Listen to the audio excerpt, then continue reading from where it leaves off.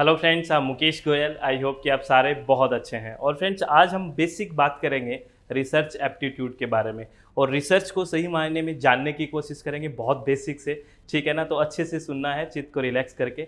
इससे पहले मैं आपको एक इन्फॉर्मेशन दे देता हूँ जो मैंने पीछे भी लिखी हुई है कि अपना एडमिशन ओपन है। यूजीसी नेट का जो पेपर 1 है, कंपलसरी पेपर है, उसके लिए भी, और अगर पेपर 2 अगर किसी का इन्वायरमेंटल साइंस है उसके लिए भी रजिस्ट्रेशन ओपन है। और कोई भी फर्दर आपको इन्फॉर्मेशन लेनी हो तो इस नंबर पे आप या इस नंबर पे व्हाट्सअप करके, कॉल करके फर्दर इन्फॉर्मेशन ले सकते हैं। ठीक है ना फ्रेंड्स?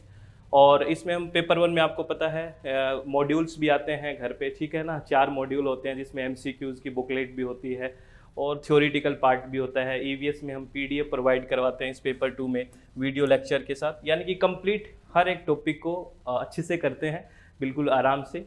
जो आपके सिलेबस में हर टॉपिक को क्लियर करने की बहुत अच्छे से कोशिश करते हैं। छोटी छोटी वीडियोस रहती है, बहुत अच्छे से मुझे लगता है कि समझ में आ जाएगी। ठीक है ना?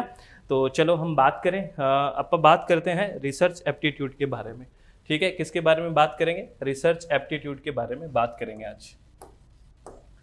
आपकी एक यूनिट है ना, रिसर्च एप्टीट्यूड। बहुत आराम से, चित्त को रिलैक्स करके, मन की शांति से सारी बातें आपको सुननी है। ठीक है? मेरी बात समझ में आ गई? एक बहुत बेसिक बात करेंगे। ठीक है? आपको पता है ये यूनिट है रिसर्च एप्टीट्यूड, और यहाँ से यूजीसी नेट आपसे क्वेश्चन 5 से 6 क्वेश्चन पूछ लेती है, और बहुत अच्छे क्वेश्चन पूछे जाते हैं। तो आज हमें मतलब समझना है। देखो, ये शब्द है रिसर्च और ये शब्द है एप्टीट्यूड। तो आपको पहली बात तो ये ध्यान रखना है कि यहाँ पे शब्द एप्टीट्यूड है, ना कि एटीट्यूड। ठीक है ना? यहाँ पे शब्द एटीट्यूड ना होके क्या है, एप्टीट्यूड शब्द है। कौन सा शब्द है? एप्टीट्यूड। तो यहाँ पे एटीट्यूड ना लगा के एप्टीट्यूड क्यों लगाया, पहली बात तो आपको ये जाननी है। ठीक है ना? देखो, एटीट्यूड होता है किसी का दृष्टिकोण या नजरिया। ठीक है ना? वो किसी के प्रति पॉजिटिव भी हो सकता है या किसी के प्रति नेगेटिव भी हो सकता है। आप किसी के बारे में कैसा नजरिया रखते हो डिपेंड आप पे करता है। कोई लोग मेरे बारे में अच्छा सोचते होंगे, कोई लोग बहुत बुरा सोचते होंगे, कोई लोग बहुत अच्छा सोचते होंगे, कोई बहुत ही बुरा। मतलब ये चला रहता है जीवन में, और ऐसा तो चलता ही है ना, और ऐसा होना भी चाहिए। ठीक है ना?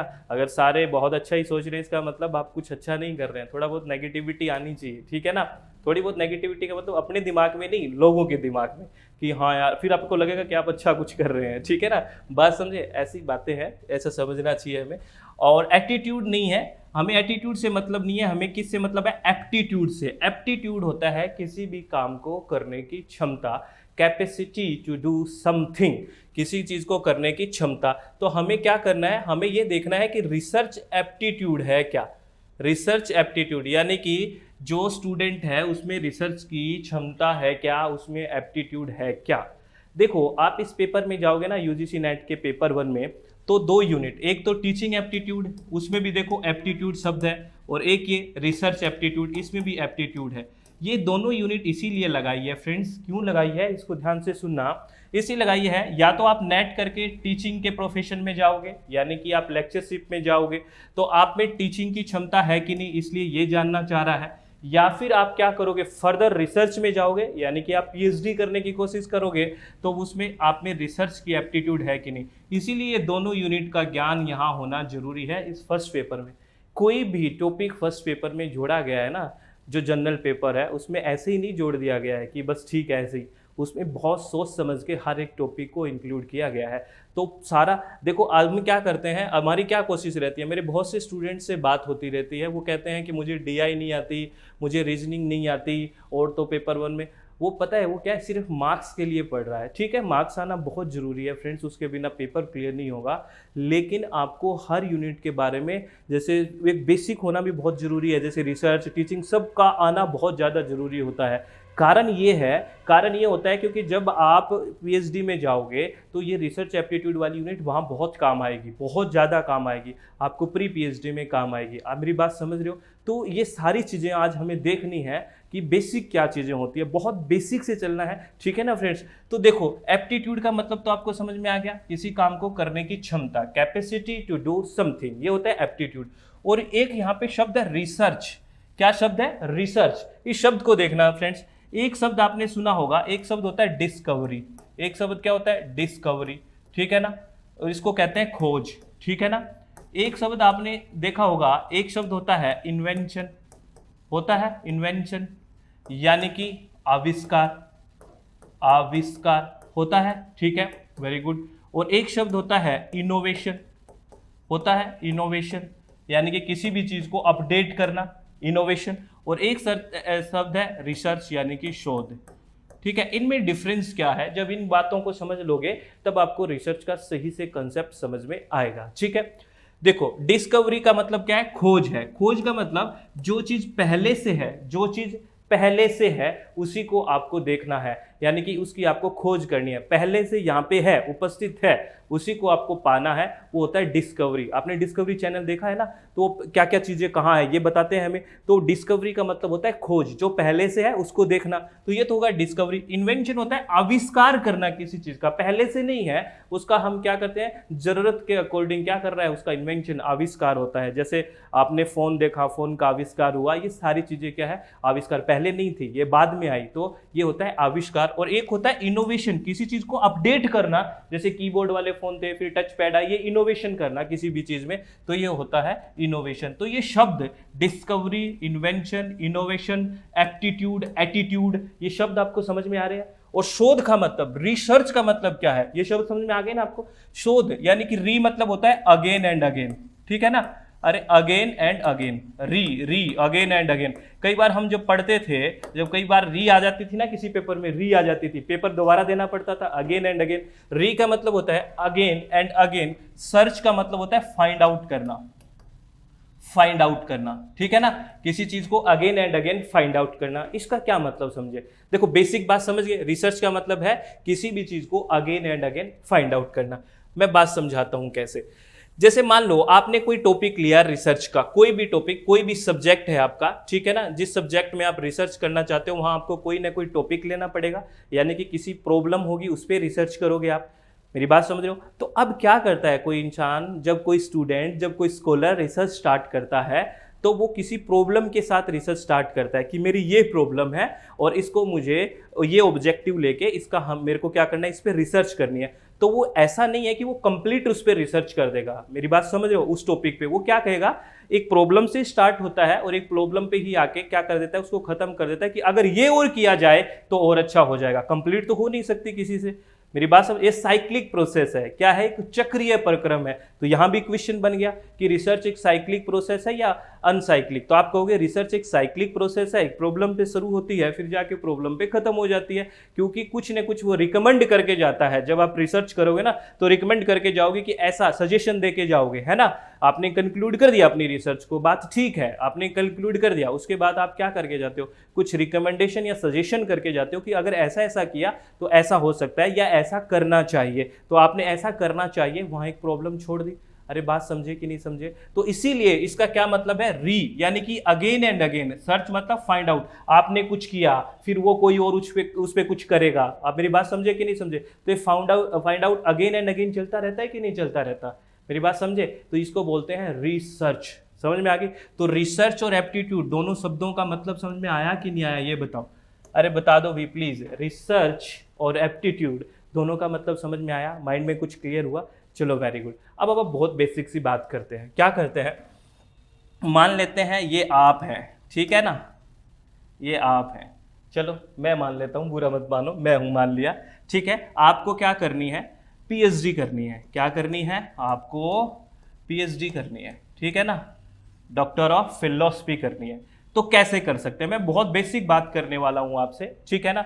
तो पीएचडी किसी यूनिवर्सिटी से करोगे, किसी भी यूनिवर्सिटी से करोगे, ठीक है ना, पीएचडी किसी यूनिवर्सिटी से करोगे, ठीक है ना, पहली बात। तो याद रखना, आपको पीएचडी वही करवा सकते हैं जिन्होंने खुद पीएचडी की हुई हो, ठीक है ना। असिस्टेंट प्रोफेसर, प्रोफेसर वही आपको पीएचडी करवा सकते हैं जिन्होंने पीएचडी की हुई हो, पहली बात तो ये, ठीक है। अब आप किसी यूनिवर्सिटी में पीएचडी करना चाहते हैं तो उसके क्या क्या रास्ते हैं। पहला रास्ता, मान लेते हैं भगवान ना करे आपका नेट या जेआरएफ क्वालिफाई नहीं होता है, मान लेते हैं भगवान ना करे ऐसा हो, मान लेते हैं आपका नहीं होता है और आप फिर भी पीएचडी करना चाहते हो, तो क्या करना पड़ेगा, आपको यूनिवर्सिटी का एंट्रेंस एग्जाम देना पड़ेगा। इस यूनिवर्सिटी का एंट्रेंस एग्जाम देना पड़ेगा, ठीक है, जिस यूनिवर्सिटी में आप पीएचडी करना चाहते हो, ठीक है, पहली बात ये। अगर आपका नेट या जेआरएफ हो जाता है, अगर आपका नेट या जेआरएफ हो जाता है तो बहुत सारी यूनिवर्सिटी, बहुत सारी, मैं सारी की सारी नहीं बोल रहा, बहुत सारी यूनिवर्सिटी, मैं सभी नहीं बोल रहा, मैं बहुत सारी यूनिवर्सिटी क्या करती है, इन स्टूडेंट को जिनका नेट या जेआरएफ हुआ होता है उनको डायरेक्ट पीएचडी में ले लेती है, डायरेक्ट एडमिशन ले लेती है। बहुत सारी यूनिवर्सिटी की बात कर रहा हूँ, सारी यूनिवर्सिटी की बात नहीं कर रहा, क्योंकि कुछ कुछ यूनिवर्सिटी कहती है कि आपको एंट्रेंस एग्जाम भी देना पड़ेगा। मेरी बात समझ में आ रही है आपको? ठीक है, तो बहुत सारी यूनिवर्सिटी क्या होती है, आपको अगर ये क्वालिफाई हो गया तो ले लेगी और ये ले हुआ तो ले लेगी। ठीक है, इन दोनों में फर्क क्या है, नेट और जेआरएफ में क्या फर्क है आपको वैसे पता है, लेकिन फिर भी हम बात कर लेते हैं। नेट होता है नेशनल एलिजिबिलिटी टेस्ट। अगर आपका नेट क्वालिफाई है तो आप पूरे के पूरे राष्ट्र में कहीं भी लेक्चरशिप के लिए एलिजिबल हो, ठीक है ना, ये बात है। अगर आपका जेआरएफ क्वालिफाई होता है, जूनियर रिसर्च फेलोशिप, इसका मतलब आपका नेट तो क्वालिफाई है ही, क्योंकि टॉप रैंकर को जेआरएफ मिलता है, प्लस आपको स्कॉलरशिप भी मिलेगी। क्या मिलेगी? स्कॉलरशिप पीएचडी के दौरान, छात्रवृत्ति भी मिलेगी पीएचडी के दौरान, वो मिलेगी 5 साल तक। कितने साल तक? 5 ईयर तक आपको पीएचडी के दौरान आपको क्या मिलेगी? स्कॉलरशिप भी मिलेगी, छात्रवृत्ति भी मिलेगी आपको पीएचडी के दौरान। ठीक है, ये बात ध्यान रखना। ऐसा नहीं है कि आपने जेआरएफ किया और घर बैठ गए और कि अब मेरी स्कॉलरशिप आएगी, ऐसा नहीं होता है। आपको एडमिशन लेना पड़ेगा और एडमिशन लेने के बाद आपके यूजीसी में डॉक्यूमेंट होंगे सबमिट, और उसके बाद आपकी स्कॉलरशिप स्टार्ट हो जाएगी। आप मेरी बात समझे? तो यहाँ पे आपको स्कॉलरशिप यानी कि छात्रवृत्ति मिलेगी 5 साल तक। वो कितनी मिलती है? अगर बेसिक बात करूं मैं, 2 साल तो मिलता है जेआरएफ, और आप ठीक से काम करते हो तो अगले 3 साल आपको मिलता है एसआरएफ, सीनियर रिसर्च फेलोशिप। ठीक है ना, यहाँ मिलता है 2 साल जेआरएफ और 3 साल मिलता है एसआरएफ, हो गया 5 साल। और यहाँ पे आपको अगर बेसिक की बात करूं तो अभी बेसिक बढ़ा के 35,000 रुपये, ठीक है, और उसका फिर अलग अलग सिटी की बात है। एचआरए वहाँ पे एचआरए 10% है, कहीं पे 20% है, तो मैं अगर 10% भी एचआरए करूँ तो 3500 रुपये एचआरए हो गए। ठीक है ना, तो इतने रुपए आपको 24 महीने मिलेंगे, 2 साल की बात हो रही है।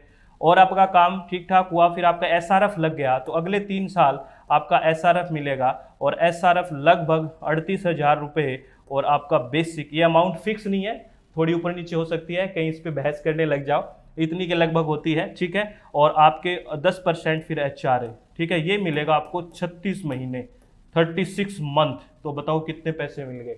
बड़े पैसे मिल रहे हैं। ये 24 और 36 महीने, ये बड़े पैसे मिल गए, 22-23 लाख रुपए मिल गए बिल्कुल अच्छे से।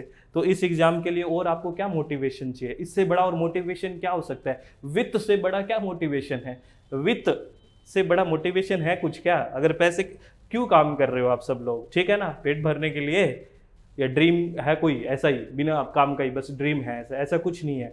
अगर पैसे, अब कुछ आपकी ज़रूरतें हैं उसको पूरा करना है तो ये पूरा कर रहे हैं ना बहुत कुछ, और पीएचडी की डिग्री भी मिलेगी, साथ साथ आप पढ़ाई भी कर सकते हो, बढ़िया अच्छी रिसर्च कर सकते हो। तो कितना अच्छा आपके पास मोटिवेशन है। बहुत सारे स्टूडेंट करते हैं जी पढ़ने का मन नहीं करता, अगर नहीं करता तो मत पढ़ भाई, क्या हो जाएगा उससे? किसी दूसरे का क्या लॉस है भाई? ना पढ़ो, छोड़ दो, कोई बात नहीं है। बहुत सारी दुनिया नहीं पढ़ी, बहुत सारे लोग पढ़े थोड़ी हुए हैं, वैसे ही काम कर रहे हैं, कर लो आप भी, ऐसा कुछ नहीं है। इसमें बिना काम की सहानुभूति की जरूरत नहीं होती है। मेरी बात समझ रहे हो? आपको शायद बुरा लगे, मेरी बात आराम से सुनो कि आपको पढ़ना है ना तो खुद के लिए भी तो पढ़ना है, ये खुद के लिए ही तो कर रहे हो आप, ठीक है ना। तो हमें एक भागा दौड़ नहीं होना चाहिए जीवन में। मतलब आप है ना, फ्रस्ट्रेशन वाली चीज़ है ना उसको छोड़ दो, नेगेटिविटी वाली बात को छोड़ दो, पॉजिटिव रखो, मन को शांत रखो, चित्त को रिलैक्स रखो, और ये टारगेट्स रखो कि ये है मेरे पास, आने वाला है, सब कुछ आएगा, मैं अच्छे से काम करूंगा। तो बहुत सारे स्टूडेंट्स ऐसे होते हैं डिसीजन तक नहीं ले पाते हैं कि क्या करना है, एडमिशन कहाँ लें। 4 महीने सोचते रहेंगे एडमिशन लेंगे, एग्जाम की डेट आएगी तब एडमिशन लेंगे, फिर 1 महीने में कोशिश करेंगे कि सब कुछ कर दूंगी। अरे हमें करना ही है तो क्यों ना प्रॉपर तैयारी की जाए, अच्छे से बैठ के ढंग से तैयारी की जाए। क्यों ऐसे काम नहीं करते पता नहीं है। फिर आपको हमें सहानुभूति चाहिए बहुत ज़्यादा, सर ये हो गया, सर वो हो गया। अरे सबके जीवन में प्रॉब्लम्स हैं, आप ऐसा व्यक्ति लेके आओ, अगर जीवन है ये प्रॉब्लम्स के लिए तो मिला है। जिनका अच्छे कर्म थे वो तो मोक्ष को चले गए, है ना, जिनका कर्म थोड़ा बहुत ऐसा था ना घिसा पिट अपने जैसा, तो यहाँ घूम रहे हैं और यहाँ तो स्ट्रगल करना पड़ेगा। मेरी बात समझ रहे हो ना? तो प्लीज़ आप चित्त को रिलैक्स रख के मन की शांति से अपने टारगेट्स हमेशा सामने रखा करो। मैंने थोड़ी सीरियस बात कर दी है, लेकिन सीरियस नहीं होकर सोचना है, ठीक है ना? ये बात है। तो यहाँ तक हमने बात कर ली, ये आपको समझ में आ गया नेट जेआरएफ क्या होता है, ठीक है। फिर आपने यूनिवर्सिटी के अंदर क्या ले लिया, आपको यूनिवर्सिटी में आपने एडमिशन ले लिया, किसी भी तरह से आप यूनिवर्सिटी में चले गए, ठीक है ना? चले गए, चाहे आपने एंट्रेंस एग्जाम के थ्रू चले गए और चाहे आप नेट जेआरएफ के थ्रू चले गए, ठीक है ना? एक तरफ से किसी तरह से चले गए, ठीक है। अब क्या होता है, इसके बाद क्या होता है फ्रेंड्स, उसके बाद आपका एडमिशन होता है। क्या होता है? एडमिशन। और एक होता है फिर रजिस्ट्रेशन। इनमें फ़र्क होता है एडमिशन और रजिस्ट्रेशन में। एडमिशन के बाद आपकी प्री पीएचडी होती है। क्या होता है?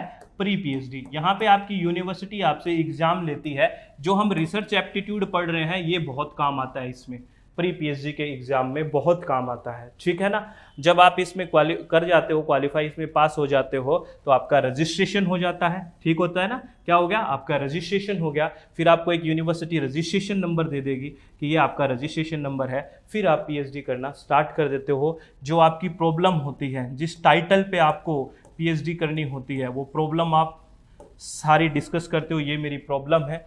आप इस प्रॉब्लम से रिलेटेड रिव्यू ऑफ लिटरेचर पढ़ते हो, यानी कि जो आपको काम करना है। आप एक ही तो 30 मार्क का है नहीं कि हम इस पे काम कर रहे हैं, हमसे पहले भी इस टॉपिक से रिलेटेड किसी ने काम किया है, तो हमें रिव्यू करना होता है। और रिव्यू ऑफ लिटरेचर एक तरह से बैकबोन होती है पूरी रिसर्च की, क्योंकि ये आपको बताती है कि इस फील्ड में पहले रिसर्च हुई है, इस तरह की मेथोडोलॉजी यूज हुई है, ऐसे ऐसे ऑब्जेक्टिव डिसाइड हुए हैं। तो किसी भी रिसर्च जो हम कर रहे होते हैं, तो जो आपकी प्रॉब्लम है उससे पहले कितना काम हो चुका है उसको स्टडी करना, एक तरह लिटरेचर को रिव्यू करना। क्या करना? लिटरेचर को रिव्यू करना। फिर आप क्या करते हो? अपने ऑब्जेक्टिव डिसाइड करते हो कि मुझे मेरी ये जो प्रॉब्लम है उसमें ये स्टडी करना है। ऑब्जेक्टिव जो आपकी प्रॉब्लम है ना, उसमें ऑब्जेक्टिव तो हो गए भी, 3-4 ऑब्जेक्टिव रखोगे कि ये प्रॉब्लम है, इसमें ये चीज़ जानूंगा, इसमें ये चीज़ जानूंगा, ऐसे 3-4 आपने ऑब्जेक्टिव करे। और आपसे यूजीसी ने क्वेश्चन पूछा है कि ऑब्जेक्टिव कैसे होना चाहिए। ऑब्जेक्टिव हमेशा स्मार्ट होना चाहिए। कैसा होना चाहिए? स्मार्ट। और यहाँ पे स्मार्ट की फुल फॉर्म आप मुझे बता देना क्या है स्मार्ट की फुल फॉर्म, मैं आपसे पूछ रहा हूँ, ठीक है ना? Very good. अब आपने जैसे ही ऑब्जेक्टिव डिसाइड कर लिए है, उसके बाद आपको क्या है, सारे के सारी मेथोडोलॉजी होगी। क्या होगी? मेथोडोलॉजी। किस मेथड से आप काम करोगे, मेथोडोलॉजी होगी आपकी, मेथोडोलॉजी होगी। अरे बात समझ रहे हो ना? इसके बाद आपकी क्या होगी? मेथोडोलॉजी होगी। और इस मेथोडोलॉजी में सारी चीज़ आएगी कि आप किस तरह से सैम्पलिंग करोगे, ठीक है ना? डाटा कलेक्शन कैसे करोगे, ठीक है? डाटा का एनालिसिस कैसा होगा, सारी मेथोडोलॉजी आपको बतानी होगी। तो मैं एक बार आपको यहाँ लिख देता हूँ, थोड़ा सा है ना, इसको रब कर देते हैं, एक सीक्वेंस में लिख देते हैं, शायद आपको ये स्टेप्स हैं रिसर्च के, आपको थोड़ा समझ में आ जाए, ठीक है? आप ध्यान से सुनना प्लीज़ इसको। जैसे आप हैं ये, ठीक है ना, ये हम हैं, चले गए हम, कहाँ चले गए? ये यूनिवर्सिटी है, ये लो यूनिवर्सिटी में आ गए, ठीक है ना? ये यूनिवर्सिटी में आ गए। इस यूनिवर्सिटी में आके मैंने प्री पीएचडी पास कर ली प्री पीएचडी, ठीक है, कर ली प्री पीएचडी, बहुत बढ़िया। फिर आपने पीएचडी में रजिस्ट्रेशन हो गया आपका, क्या हो गया? रजिस्ट्रेशन हो गया। रजिस्ट्रेशन के बाद आप क्या कर रहे हो? पीएचडी आपकी स्टार्ट हो रखी है प्री पीएचडी के बाद। अब आपने क्या हुआ है, आपका टॉपिक का इंट्रो है, जिसको आप इंट्रो दिया है कि मेरी ये प्रॉब्लम है, ठीक है? इस प्रॉब्लम का आपने क्या इंट्रो दिया है कि क्या क्या है, ये प्रॉब्लम क्या है मेरी, यानी कि जिस टाइटल पे आप रिसर्च करना चाहते हो। फिर इस प्रॉब्लम के बारे में आपने क्या स्टडी किया? रिव्यू ऑफ लिटरेचर स्टडी किया, ठीक है ना, कि मेरे से पहले ये काम हो चुका है। उससे आपको कुछ ऑब्जेक्टिव डिसाइड हुए कि मुझे मेरी स्टडी में ये ऑब्जेक्टिव है, मुझे इस तरह से काम करना है। थीसिस में क्या होता है, इंट्रो के बाद ऑब्जेक्टिव लिख देते हैं, ठीक है ना? मेरी बात समझ रहे हो? जब थीसिस होती है, फाइनल डॉक्यूमेंट सबमिट करवाते हैं, उसको थीसिस बोलते हैं। ये बाद में बात कर लेंगे। ऑब्जेक्टिव हो गया। उसके बाद में आप क्या करोगे कि किस मेथोडोलॉजी से काम करनी है आपको। मेथोडोलॉजी, किस मेथोडोलॉजी से, यानी कि जो सैम्पलिंग करोगे वो कैसे करोगे, किस तरह से सैंपल इकट्ठे करोगे, कैसे डाटा कलेक्शन होगा, कैसे एनालिसिस होगा। तो यहाँ पे अगर यूजीसी नेट पेपर 1 की तरफ से बात करें तो यहाँ पे जो सैम्पलिंग वाला पार्ट है वहाँ से बहुत इंपॉर्टेंट क्वेश्चन बनते हैं। Probable sampling, non probable sampling से बहुत ही अच्छे से क्वेश्चन बनते हैं। कोटा सैम्पलिंग क्या होती है, ये सारे क्वेश्चन बहुत अच्छे होते हैं। स्ट्रेटिफाइड सैम्पलिंग क्या है, तो यहाँ से हो गया। अब मेथोडोलॉजी के बाद आप क्या करोगे, यहाँ तक आप क्या है, एक तरह से मेथोडोलॉजी तक आप एक तरह से साइनॉप्सिस हो गई आपकी, आपने ये बता दिया कि ये काम करना है मेरे को, ये साइनॉप्सिस हो गई, ये अभी थ्योरेटिकल पार्ट चल रहा है। अब आपकी एक्सेप्ट हो गया सब कुछ साइनॉप्सिस वगैरह, उसके बाद आप क्या है लैब में जाओगे या फील्ड में जाओगे और फील्ड में जाके काम करोगे, फिर आप है ना डाटा कलेक्शन करोगे, ठीक है, और डाटा कलेक्शन करके डाटा का क्या करोगे, एनालिसिस करोगे, ठीक है ना, एनालिसिस करोगे, ये काम सब फील्ड में होंगे और रिजल्ट और डिस्कशन आएगा, रिजल्ट है एंड डिस्कशन हो गया, ठीक है ना, रिजल्ट एंड डिस्कशन, ये मेरी सारी चीज़ का रिजल्ट है, ये डिस्कशन है। फिर आपने पूरी को क्या कर दिया, कंक्लूजन निकाल दिया कि मेरी पूरी प्रॉब्लम जो रिसर्च हुई है इसका कंक्लूजन ये है। फिर आपने उसका क्या दिया, रेफरेंस दिया। रेफरेंस क्यों देते हैं आपको पता है ना, क्योंकि कहीं से भी किसी का अगर आपने कुछ चीज़ें उठाई है, अगर रेफरेंस नहीं देते हो तो कॉपीराइट हो सकता है, ठीक है ना, इसमें प्लेगरिज्म में आ सकता है, ठीक है ना, प्लेगरिज्म मतलब साहित्य चोरी में आ सकता है। तो आपको रेफरेंस देना पड़ता है कि ये चीज़ मैंने यहाँ से उठाई है, उसका आपको रेफरेंस देना पड़ता है रिसर्च पेपर का, ठीक है ना, कहीं से भी उठाई हो आपको रेफरेंस देना पड़ता है। फिर आप यहाँ पे ही कुछ रिकमेंड भी करके चले जाते हो कि ये रिकमेंडेशन है, यहाँ ये हो सकता है, इसमें जो हमने बात करी थी कि साइक्लिक प्रोसेस होता है, ठीक है। ये कुछ बातें समझ में आई कि आप यूनिवर्सिटी में जाके क्या क्या करना होता है, आप कैसे जा सकते हो, नेट के थ्रू जा सकते हो, जेआरएफ के थ्रू जा सकते हो, एंट्रेंस एग्जाम के थ्रू जा सकते हो। ये अलग अलग यूनिवर्सिटी की अलग अलग अपनी पॉलिसीज रहती है, क्योंकि आपको पता है यूनिवर्सिटी एक ऑटोनोमस बॉडी है। तो आज का चैप्टर जो था, आज का जो वीडियो था, इसमें हमने क्या बात सीखने की कोशिश की है कि रिसर्च वास्तव में होती क्या है, एप्टीट्यूड का मतलब क्या होता है, डिस्कवरी क्या चीज़ है, इनोवेशन क्या चीज़ है, इन्वेंशन क्या चीज़ है, ये पीएचडी में होता क्या है, प्री पीएचडी क्या होती है, ये सारी चीज़ें। और ऑब्जेक्टिव में मैंने आपसे एक क्वेश्चन पूछा है कि स्मार्ट की फुल फॉर्म मुझे बता देना, किसकी, स्मार्ट की फुल फॉर्म मुझे बता देना। आप बताओगे ना।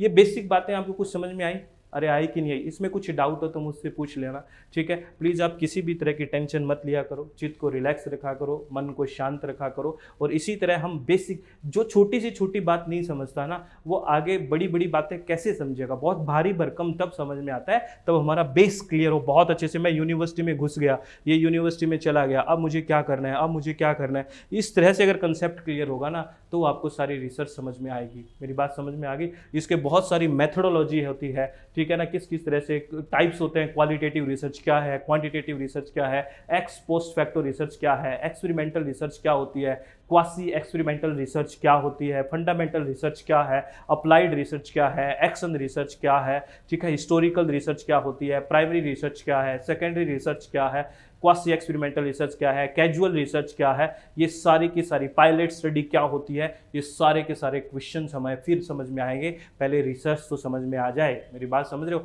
तो इस वीडियो को आपको एक दो बार अच्छे से सुनना है, चित्त को रिलैक्स करके, मन की शांति से अगर सारी बातें सुनेंगे तो सारी बातें बहुत अच्छे से हो जाएगी। तो आप इसी तरह प्लीज़ बिल्कुल पॉजिटिव रह के, चित्त को रिलैक्स रख के, मन की शांति से काम करते रहें, बहुत अच्छा होगा। मैं आपको कह रहा हूँ, अगर आप ईमानदार है ना, तो आपके साथ गलत कभी भी नहीं हो सकता। आप हमेशा इसी तरह पूरी एनर्जी के साथ रिलैक्स होकर पढ़ते रहें, ठीक है। और मैं आपको एक इन्फॉर्मेशन दे देता हूँ कि यूजीसी नेट का जो पेपर 1 है, जो कंपलसरी पेपर है, ठीक है ना, उसके रजिस्ट्रेशन ओपन है। और पेपर 2 किसी का अगर इन्वायरमेंटल साइंस है, कोड नंबर 89, तो उसके भी रजिस्ट्रेशन ओपन है। कोई भी इन्फॉर्मेशन जानने के लिए आप यहाँ पे, ठीक है ना, यहाँ पे कॉल करके और व्हाट्सअप मैसेज करके, ज़्यादातर आप व्हाट्सअप मैसेज ही करें प्लीज़, क्योंकि बहुत सारी कॉल अटेंड होना कई बार इशू आ जाता है। तो व्हाट्सएप पे आपको पूरी रिप्लाई आ जाता है कि किस तरह से एडमिशन होगा, क्या फीस है, कैसे कैसे कोर्स होगा, सारी चीज़ें आपको इन नंबर से मैसेज आ जाता है। तो प्लीज़ आप इसी तरह से खुश रहिए, आराम से पढ़ते रहिए। All the very best. Thank you, thanks a lot friends.